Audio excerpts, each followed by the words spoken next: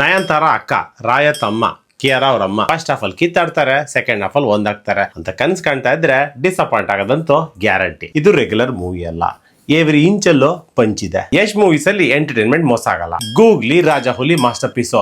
ಅಷ್ಟೆಲ್ಲ ಯಾಕೆ, ಬಜೆಟ್ ಇಲ್ದಿರೋ ಕಿರಾತಕನೇ ಎಂಟರ್ಟೈನಿಂಗ್ ಆಗಿತ್ತು. ಸೊ ಮೂವಿನ ಕ್ಯಾರಿ ಮಾಡೋಷ್ಟು ಕರಿಸ್ಮಾ ಯಶ್ಗಿದೆ. ಇದ್ರಲ್ಲಿ ಅಟೆಂಪ್ಟ್ ಮಾಡಿರೋದು ಡಿಫ್ರೆಂಟ್ ಲೆವೆಲ್ ಆಫ್ ಮೇಕಿಂಗ್. 4-5 ವರ್ಷದಿಂದ 300-400 ಕೋಟಿ ಹಾಕಿ ಮಾಡಿರೋ ಪ್ರಾಜೆಕ್ಟ್ 4 ನಿಮಿಷದಲ್ಲಿ ಎಲ್ಲ ಬಿಟ್ಕೊಟ್ಬಿಟ್ಟು ಬಕ್ರ ತರ ಕೂತಿರ್ತಾರೆ ಯಶ್ ಅಂತ ಅನ್ಕೊಂಡಿದ್ರೆ ಅವ್ರಿಗಿಂತ ಮುಟ್ಟಾಳ್ರು ಇನ್ಯಾರು ಇಲ್ಲ. Toxic will be fantastic, don't be sceptic. ಹಿಂಗ್ ಮಾಡಿನೇ ಶಾಂತಿ ಕ್ರಾಂತಿ 30 ವರ್ಷದಿಂದನೇ ಫ್ಲಾಪ್ ಮಾಡಿಸಿದ್ದು.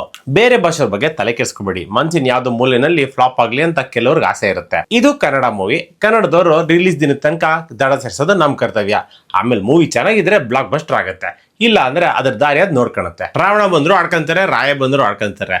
ಎಷ್ಟ್ ತರ ಬೇಡವ್ರು ಕಂಡ್ರೆ ಎಷ್ಟೊಂದ್ ಜನಕ್ಕೆ ಆಗಲ್ಲ. His dreams R bigger than many people's imaginations. ಅವತ್ತು ಶಾಂತಿ ಕ್ರಾಂತಿ ಫ್ಲಾಪ್ ಮಾಡೋದಂಗೆ ಇವತ್ತು ಟಾಕ್ಸಿಕ್ ಫ್ಲಾಪ್ ಮಾಡೋದು ಬೇಡ. Movie is about entertainment. ಆ ಎಂಟರ್ಟೈನ್ಮೆಂಟ್ ಕ್ವಶನ್ ಕೊಡ್ಲಿಲ್ಲ ಅಂದ್ರೆ ಡೆಫಿನೆಟ್ ಆಗಿ ಕಂಪ್ಲೇಂಟ್ ಮಾಡಿ. Toxic, sceptic, logic, magic, don't worry, it will be fantastic. ನನ್ನ ಕಂಟೆಂಟ್ ಇಷ್ಟ ಆದ್ರೆ ಇಷ್ಟಪಟ್ಟು ಫಾಲೋ ಮಾಡಿ.